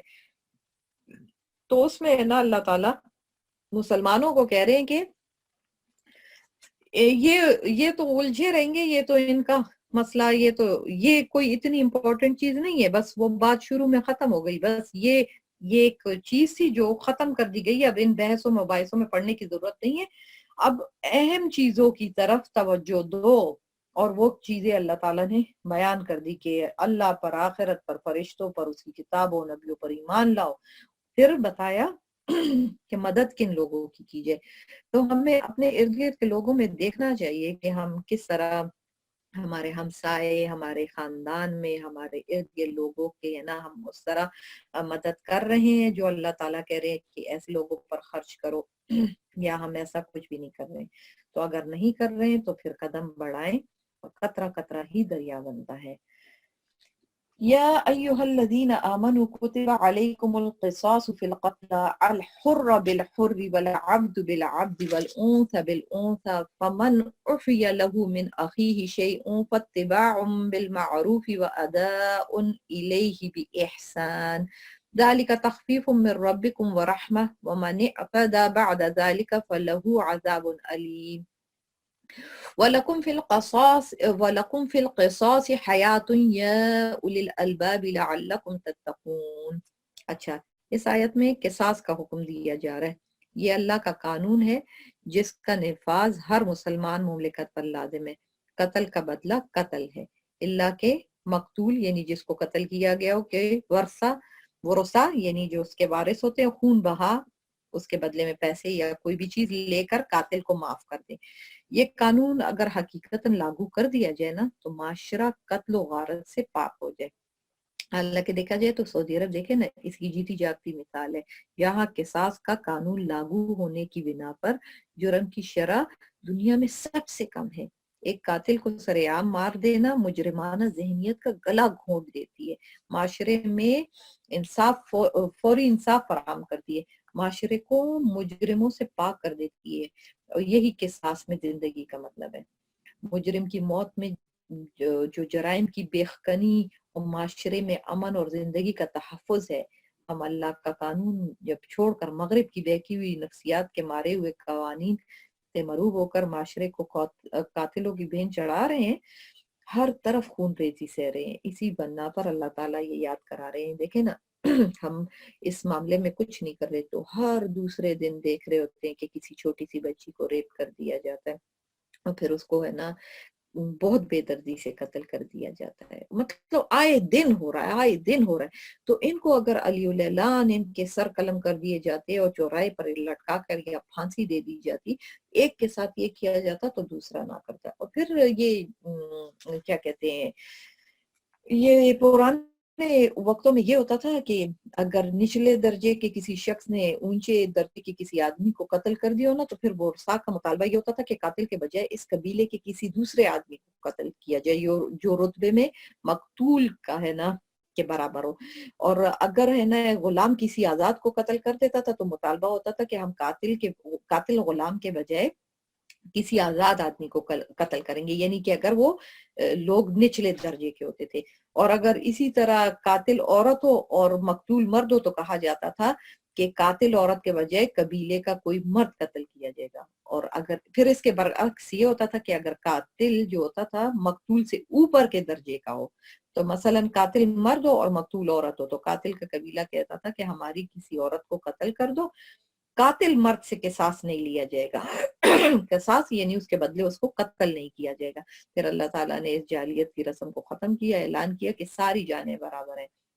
اور قصاص ہر صورت میں قاتل ہی سے لیا جائے گا، چاہے وہ مرد ہو یا عورت ہو، غلام ہو یا آزاد ہو۔ پھر یہ بھی ہے کہ ہے نا بنی اسرائیل کے قانون میں قصاص تو تھا، لیکن قتل عمد کی صورت میں یعنی کہ عمد جان بوجھ کر میں دیت یا خون بہا کا کوئی تصور نہیں تھا۔ تو اس آیت نے یہ جو بھی آئے گی تو اس آیت نے مقتول کے ورثاء کو یہ حق دیا کہ اگر وہ چاہیں تو مقتول کا قصاص معاف کر کے خون بہا کے طور پر کچھ رقم کا مطالبہ کریں، اور پھر رقم بھی ایسی ہو کہ جو معقول ہو۔ اچھا، کتب علیکم اذا حضر احدکم الموت ان ترک خیرا الوصیۃ للوالدین والاقربین بالمعروف حقا علی المتقین۔ تم پر فرض کیا گیا ہے کہ اگر تم میں سے کوئی اپنے پیچھے مال چھوڑ کر جانے والا ہو تو جب اس کی موت کا وقت قریب آ جائے وہ اپنے والدین اور قریبی رشتہ داروں کے حق میں دستور کے مطابق وصیت کر لے۔ یہ متقی لوگوں کے ذمہ ایک لازمی حق ہے۔ یہ نا یہ آیت اس دور میں نازل ہوئی ہے نا جب وراثت کا حق متعین نہیں تھا، اور چنانچہ سارا ہے نا جو وراثت کا حصہ ہوتا تھا نا وہ لڑکوں کو مل جاتا تھا، تو اس آیت نے یہ فرض قرار دیا کہ ہے نا وصیت کر لو جانے سے پہلے، مگر پھر جب سورہ نساء میں وارثوں کی تفصیل آ گئی تو پھر اس کے بعد یہ حکم منسوخ ہو گیا، اور اللہ تعالیٰ نے خود ہے نا سارے حق مقرر کر دیے کہ کس کا کتنا حق ہے۔ فَمَن بَدَّلَهُ بَعْدَ مَا سَمِعَهُ فَإِنَّمَا إِثْمُهُ عَلَى الَّذِينَ يُبَدِّلُونَهُ إِنَّ اللَّهَ سَمِيعٌ عَلِيمٌ۔ پھر جو شخص اس وصیت کو سننے کے بعد اس میں کوئی تبدیلی کرے گا تو اس کا گناہ ان لوگوں پر ہوگا جو اس میں تبدیلی کریں گے۔ یقین رکھو کہ اللہ سب کچھ سنتا جانتا ہے۔ فَمَنْ خَافَ مِن مُوصٍ جَنَفًا أَوْ إِثْمًا فَأَصْلَحَ بَيْنَهُمْ فَلَا إِثْمَ عَلَيْهِ إِنَّ اللَّهَ غَفُورٌ رَحِيمٌ۔ ہاں اگر کسی شخص کو یہ اندیشہ ہو کہ کوئی وصیت کرنے والا بے جا طرفداری یا گناہ کا ارتکاب کر رہا ہے، وہ متعلقہ آدمیوں کے درمیان صلح کرا دے تو اس پر کوئی گناہ نہیں۔ بے شک اللہ تعالیٰ بہت بخشنے والا بڑا مہربان ہے۔ اس کی تفصیل میں نے آپ کو پہلے ہی بتا دی ہے کہ پھر سورہ نساء میں پھر وارثوں کی پوری تفصیل آ گئی تھی، یہ حکم پہلے تھا۔ یا ایہا الذین آمنوا کتب علیکم الصیام کما کتب علی الذین من قبلکم لعلکم تتقون ایاما معدودات فما كان منكم مريضا أو على سفر فعدة من أيام أخر وعلى الذين يطيقونهم فدية طعام مسكين فما تطوع خيرا فهو خير له وأن تصوموا خير لكم إن كنتم تعلمون۔ اے ایمان والو، تم پر روزے فرض کر دیے گئے ہیں جس طرح تم سے پہلے لوگوں پر فرض کیے گئے تھے تاکہ تمہارے اندر تقوی پیدا ہو۔ گنتی کے چند دن روزے رکھنے ہیں، پھر بھی اگر تم میں سے کوئی شخص بیمار ہو یا سفر پر ہو تو وہ دوسرے دنوں میں اتنی ہی تعداد پوری کر لے، اور جو لوگ اس کی طاقت رکھتے ہوں وہ ایک مسکین کو کھانا کھلا کر روزے کا فدیہ ادا کر دیں۔ اس کے علاوہ اگر کوئی شخص اپنی خوشی سے کوئی نیکی کرے تو یہ اس کے حق میں بہتر ہے، اور اگر تم سمجھو تو روزے رکھنے میں تمہارے لیے زیادہ بہتری ہے۔ جیسے میں نے آپ کو شروع میں بتایا کہ یہ شروع میں جب روزے فرض کیے گئے تو یہ آسانی کر دی گئی تھی۔ یہ پہلے میں نے آپ کو ایکسپلین کیا تھا کہ پہلے ایام بیس کے روزے تھے 13، 14، 15، اور پھر حضور صلی اللہ علیہ وسلم پیر و جمعرات کا بھی روزہ رکھتے تھے۔ پھر اس کے بعد اس میں ہے نا اگر کوئی شخص روزہ رکھنے کے بجائے فدیہ ادا کر دے تو بھی یہ جائز تھا، مگر پھر جب یہ اگلی آیت جو آگے آ رہی ہے نازل ہوئی، اس آیت نے اس سہولت کو واپس لے لیا، اور پھر یہ حتمی فیصلہ دے دیا گیا کہ جو شخص بھی رمضان کا مہینہ پائے گا وہ روزمرہ کے روزے رکھے، وہ سارے روزے رکھے گا۔ تاہم فدیہ کی سہولت ان لوگوں کے لیے اب بھی باقی رکھی جو نہایت بوڑھے ہوں اور ان میں روزے رکھنے کی طاقت بالکل نہ ہو، اور آئندہ ایسی طاقت پیدا ہونے کی امید بھی نہ ہو تو ان کو پھر یہ گنجائش دی گئی ہے۔ پھر آیت آ رہی ہے رمضان کے بارے میں۔ شہر رمضان الذی انزل فیہ القرآن ھدی للناس وبینات من الھدی والفرقان فمن شہد منکم الشہر فلیصمہ ومن کان مریضا او علی سفر فعدۃ من ایام اخر یرید اللہ بکم اليسر ولا یرید بکم العسر وَلِتُكْمِلُوا الْعِدَّةَ وَلِتُكَبِّرُوا اللَّهَ عَلَى مَا هَدَاكُمْ وَلَعَلَّكُمْ تَشْكُرُونَ۔ رمضان کا مہینہ وہ ہے جس میں قرآن نازل کیا گیا جو لوگوں کے لیے سراپا ہدایت ہے اور ایسی روشن نشانیوں کا حامل ہے جو صحیح راستہ دکھاتی اور حق و باطل کے درمیان دو ٹوک فیصلہ کر دیتی ہیں۔ لہٰذا تم میں سے جو شخص بھی یہ مہینہ پائے وہ اس میں ضرور روزہ رکھے، اور اگر کوئی شخص بیمار ہو یا سفر پر ہو تو وہ دوسرے دنوں میں اتنی ہی تعداد پوری کر لے۔ اللہ تمہارے لیے آسانی کا معاملہ کرنا چاہتا ہے اور تمہارے لیے مشکل پیدا کرنا نہیں چاہتا تاکہ تم روزوں کی گنتی پوری کر لو، اور اللہ نے تمہیں جو راہ دکھائی ہے اس پر اللہ کی تکبیر کہو اور تاکہ تم شکر گزار بنو۔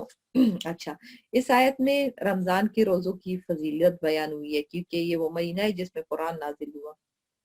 جیسے میں آپ کو پہلے بھی بتا چکی ہوں۔ لہٰذا روزہ رکھ کر اللہ کا شکر ادا کریں، اور اس کی عظیم نعمت کا حق اسی طرح ادا کیا جا سکتا ہے کہ ہم روزہ رکھ کر قرآن کریم کی تلاوت کریں اور طرح طرح کے گناہوں سے بچیں تاکہ ہم متقی بن جائیں۔ روزے رمضان میں کیوں فرض ہوئے، کسی اور مہینے میں کیوں فرض نہیں ہوئے؟ تو مثلا سفر میں، محرم وغیرہ میں کیوں نہیں؟ تو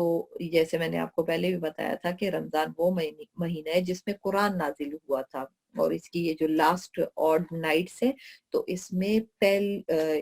جو بھی وہ ایک جیسے سورہ قدر میں ہے کہ اس کی ایک خاص آڈ نائٹ میں پورا قرآن 7ویں آسمان پر اللہ تعالیٰ نے پہلے اتارا تھا اور پھر اس کے بعد ساتھ ساتھ اترتا رہا تھا، یعنی کہ نزول قرآن اور ماہ رمضان۔ ابن عباس رضی اللہ عنہ سے مروی ہے کہ آپ صلی اللہ علیہ وسلم سے جب یہ سوال ہوا کہ قرآن تو مختلف مہینوں میں برسوں میں اترتا رہا، پھر رمضان میں اور وہ بھی اللہ لیلۃ القدر میں اترنے کے کیا معنی ہے؟ آپ صلی اللہ علیہ وسلم نے فرمایا مطلب یہ ہے کہ قرآن کریم ایک ساتھ آسمان اول پر رمضان المبارک کے مہینے میں لیلۃ القدر کو نازل ہوا، اسی کو لیل المبارکہ بھی کہا ہے۔ آپ صلی اللہ علیہ وسلم سے یہ بھی مروی ہے کہ آدھی رمضان میں قرآن کریم دنیا کے آسمان پر اترا، لیلۃ العزہ میں رکھا گیا، پھر حسب ضرورت اور واقع اور سوالات پر تھوڑا تھوڑا اترتا رہا اور 20 سال میں کامل ہوا۔ وَإِذَا سَأَلَكَ عِبَادِي عَنِّي فَإِنِّي قَرِيبٌ اجیب دعوت الداعی اذا دعانی فلیستجیبوا لی ولیؤمنوا بی لعلہم یرشدون۔ اور اے پیغمبر جب میرے بندے آپ سے میرے بارے میں پوچھے تو آپ ان سے کہہ دیجئے میں اتنا قریب ہوں کہ جب کوئی مجھے پکارتا ہے تو میں پکارنے والے کو سنتا ہوں، لہٰذا وہ بھی میری بات دل سے قبول کرے اور مجھ پر ایمان لائیں تاکہ وہ راہ راست پر آ جائیں۔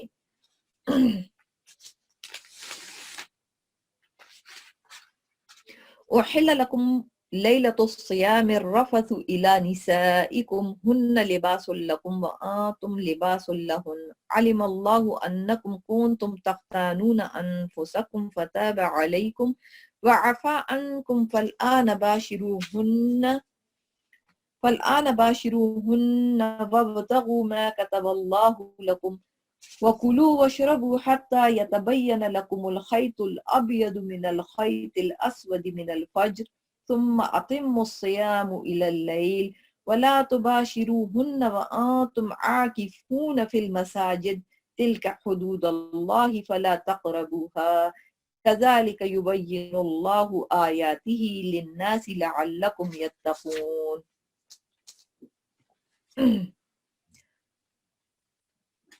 اچھا،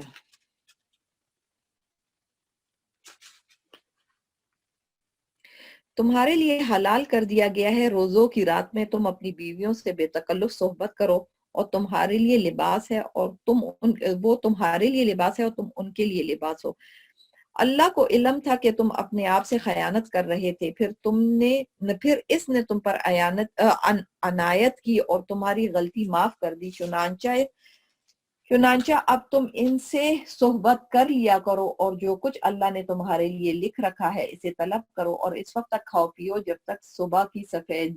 دھاری سیاہ دھاری سے ممتاز ہو کر تم پر واضح نہ ہو جائے، اس کے بعد رات آنے تک روزے پورے کرو اور ان اپنی بیویوں سے اس حالت میں مباشرت نہ کرو جب تم مسجدوں میں اعتکاف میں بیٹھے ہو، یہ اللہ کی مقرر کی ہوئی حدود ہیں، لہٰذا ان کی خلاف ورزی کے قریب بھی مت جانا۔ اسی طرح اللہ اپنی نشانیاں لوگوں کے سامنے کھول کھول کر بیان کرتا ہے تاکہ وہ تقوی اختیار کریں۔ ٹھیک ہے، اس میں یہ جو بتایا گیا ہے کہ معمولات بتائے گئے ہیں روزے کے کس طرح اس کو اختیار کیے جائیں گے، جیسے ہم سب کو ہی پتہ ہے سحری کو اللہ تعالیٰ نے بہت زیادہ اہمیت دی ہے اور اس کو بڑا مطلب یہودی سحری نہیں کرتے تھے تو اللہ تعالیٰ نے سحری کو بڑی ہے نا اس کو فضیلت عطا کی ہوئی ہے۔ دوسرا یہ تھا کہ پہلے زمانے میں کچھ پہلے اس طرح کا روزہ نہیں ہوتا تھا، پہلے روزہ یہ ہوتا تھا کہ مغرب کو روزہ کھل جائے اور اس کے بعد جیسے ہی روزہ کھل جاتا تھا تو جب تک آپ سوئے نہیں ہوتے تھے اس وقت جو آپ کھا پی لیتے تھے، درمیان میں اگر آپ سو جاتے تھے تو آپ کا دوبارہ روزہ شروع ہو جاتا تھا، تو وہ بہت لیمیٹڈ ٹائم ہوتا تھا۔ تو اس طرح ایسا ہوتا تھا کہ یعنی کہ رات میں بھی ہے نا، رات کے وقت بھی نہ کھانا جائز ہوتا تھا نہ جمع کرنا، تو بعض صحابہ سے اس حکم کے خلاف ورزی सरजद हुई और उन्होंने रात के वक्त अपनी बीवियों से जमा कर लिया, तो ये फिर ये आयत इस खिलाफ वर्जी की तरफ इशारा कर रही है। और साथ ही जिन हजरात से गलती हुई थी इनकी माफी का ऐलान करके आइंदा के लिए पाबंदी भी उठा दी गई। और दूसरा एक ये वाकया भी हुआ था, और एक वाकया ये भी हुआ था कि एक सहाबी थे जो मजदूरी करते थे और मेहनत मजदूरी करके कमाते थे। तो जब वो घर वापस आए तो उनके पास उन्होंने बीवी से कहा कि रफ्तार के लिए कुछ है, पानी से रोजा अफ्तार किया। तो उन्होंने कहा कि कुछ नहीं है, मैं बाहर से जाकर बंदोबस्त करके आती हूँ किसी से मांग के। तो जब वो वापस आई तो इतने में वो सहाबी सो चुके थे। और जब वो सो चुके थे तो अब उनको फिर वो रोजा इसी तरह कंटिन्यू करना पड़ा, और नेक्स्ट डे वो दोपहर के टाइम में वो बेहोश हो गए। तो इन सारी वजूहात की बिना पर फिर अल्लाह ताला ने उन पाबंदियों को खत्म कर दिया, और मुसलमानों के लिए अल्लाह ताला ने आसानी फरमा दी कि आप मतलब सुबह सादिक तक आप खा पी सकते हैं और बीवियों से जमा भी कर सकते हैं, और उसके बाद फिर है ना आप रोजे को कंटिन्यू करें।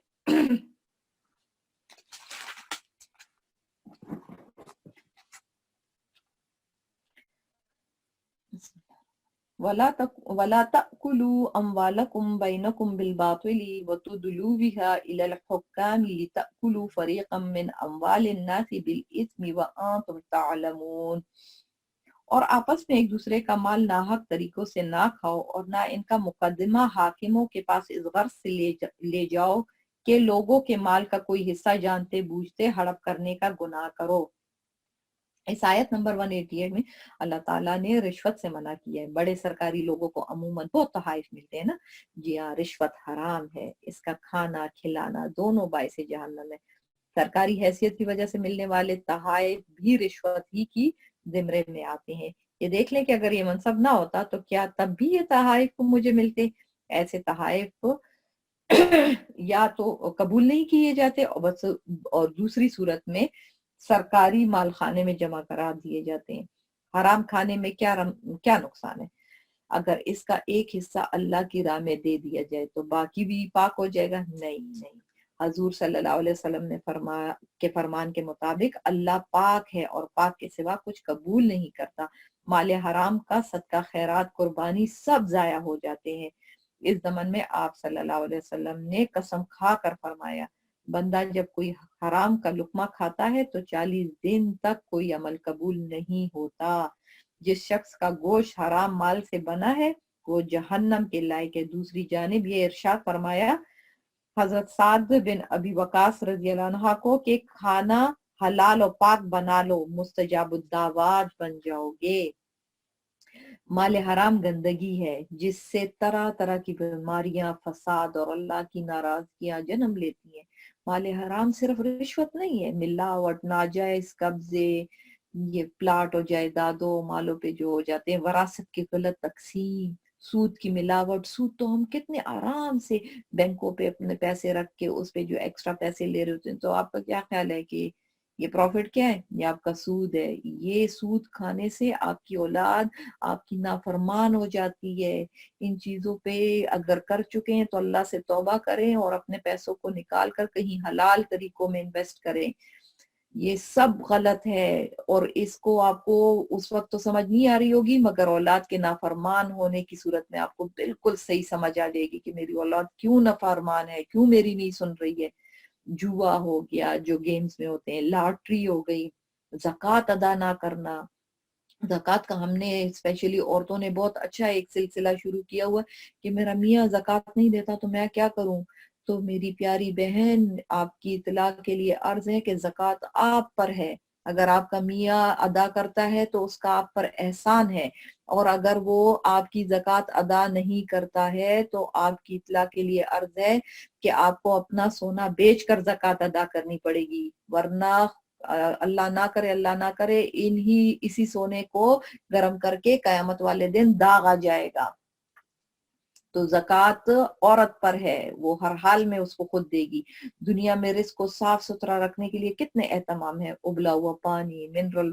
वाटर, मक्खियों आलूदगी से खुराक का बचाना कि रिस्क खराब ना हो जाए। रूहानी एतबार से तो गोया धड़ा धड़ आलूदा खुराक, गुनाहों, रिश्वत, मिलावट, हराम में लथड़ी, मजे ले लेकर खाते हैं, परेशानियां आ घेरती हैं तो तरह तरह के वजीफे करते हैं, आमिलों के पास जाते हैं। सादा तरीन वजीफा रिस्क हलाल खाना है और फराइज वाजिबात अदा करना है। अच्छा, बिस्मिल्लाहिर्रहमानिर्रहीम। यसअलूनका अनिल अहिल्ला कुल हिया मवाक़ीतु लिन्नासि वल हज वलैसल बिर्रु बिअन तअतुल बुयूत मिन ज़ुहूरिहा वलाकिन्नल बिर्र मन इत्तक़ा वअतुल बुयूत मिन अब्वाबिहा वत्तक़ुल्लाह लअल्लकुम तुफ्लिहून।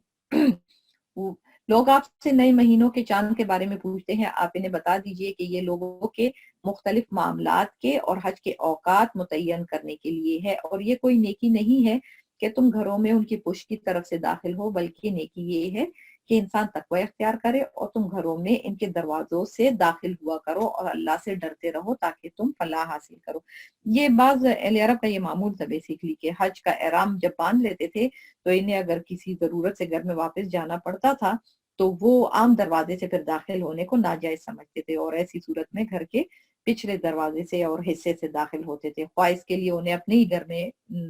नकब क्यों ना लगानी पड़े। तो अल्लाह ताला ने इस आयत में इस फजूल रस्म को बेबुनियाद करार दिया है। वक़ातिलू फ़ी सबीलिल्लाहि अल्लज़ीना युक़ातिलूनकुम वला तअतदू इन्नल्लाहा ला युहिब्बुल मुअतदीन। और उन लोगों से अल्लाह के रास्ते में जंग करो जो तुमसे जंग करते हैं, और ज्यादती ना करो, यकीन जानो कि अल्लाह ज्यादती करने वालों को पसंद नहीं करता। और तुम इन लोगों को जहां पाओ कत्ल करो और इन्हें इस जगह से निकाल बाहर करो जहां से इन्होंने तुम्हें निकाला था, और फितना कत्ल से ज्यादा संगीन बुराई है। और तुम इनसे मस्जिद हराम के पास उस वक्त तक लड़ाई ना करो जब तक वो खुद इसमें तुमसे लड़ाई शुरू ना कर दें। अच्छा, मैं आयत को कंप्लीट कर लूं। बिस्मिल्लाहिर्रहमानिर्रहीम। वक्तुलूहुम वक्तुलूहुम हैसु सक़िफ्तुमूहुम व अख़रिजूहुम मिन हैसु अख़रजूकुम वल फितनतु अशद्दु मिनल क़त्ल वला तुक़ातिलूहुम इंदल मस्जिदिल हराम हत्ता युक़ातिलूकुम फ़ीह फ़इन क़ातलूकुम फ़क़्तुलूहुम कज़ालिक जज़ाउल काफ़िरीन। और तुम इन लोगों को जहां पाओ कत्ल करो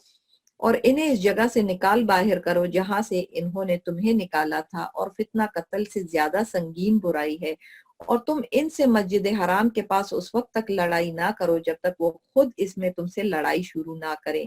हाँ, अगर वो तुमसे इसमें लड़ाई शुरू कर दे तो तुम इनको कत्ल कर सकते हो, ऐसे काफरों की सजा यही है।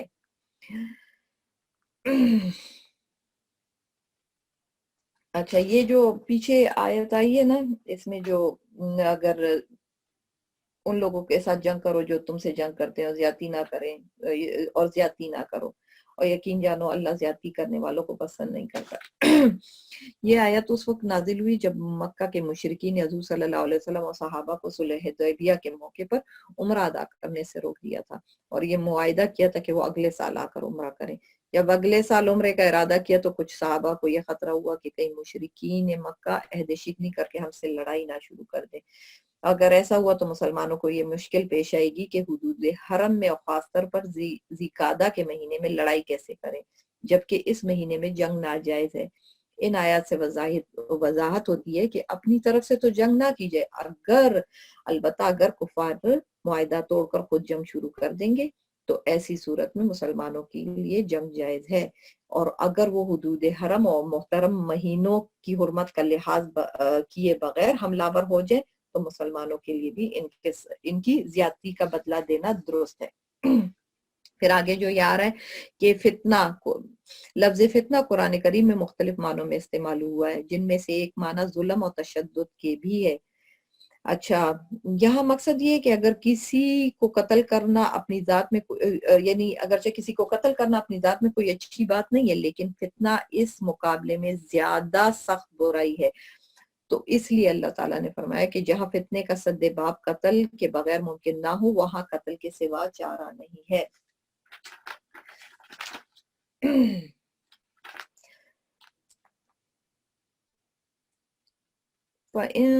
फ़इन्नल्लाह गफूरुर रहीम। फिर अगर वो बाज आ जाए तो बेशक अल्लाह बहुत बख्शने वाला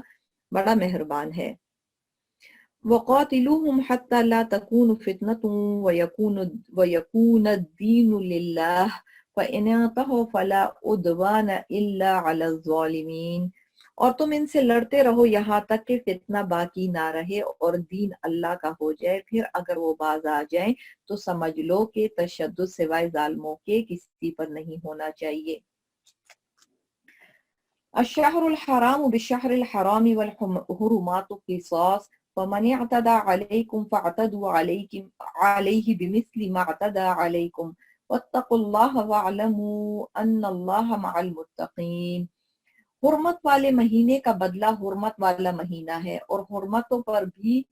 بدلے کے احکام جاری ہوتے ہیں، چنانچہ اگر کوئی شخص تم پر کوئی زیادتی کرے تو تم بھی ویسی ہی زیادتی اس پر کرو جیسی زیادتی اس نے تم پر کی ہو، اور اللہ سے ڈرتے رہو اور اچھی طرح سمجھ لو کہ اللہ انہی کا ساتھی ہے جو اس کا خوف دل میں رکھتے ہیں۔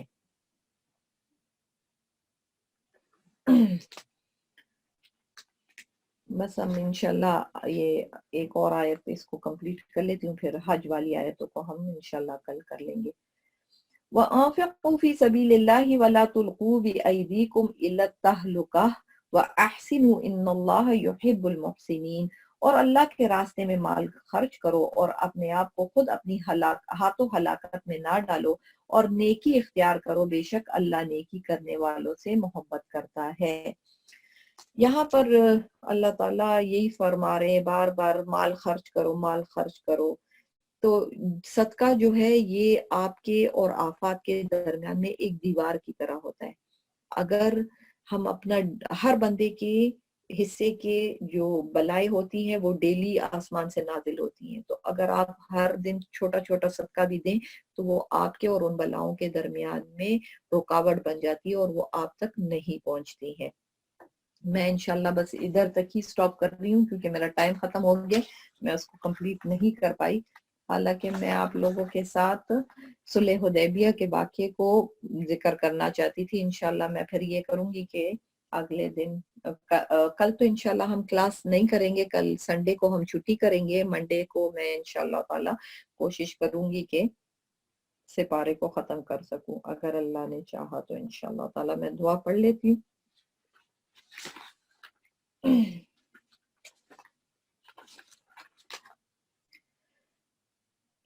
اعوذ باللہ من الشیطان الرجیم، بسم اللہ الرحمن الرحیم، الحمد للہ سبحانک لا علم لنا الا ما علمتنا انک انت العلیم الحکیم،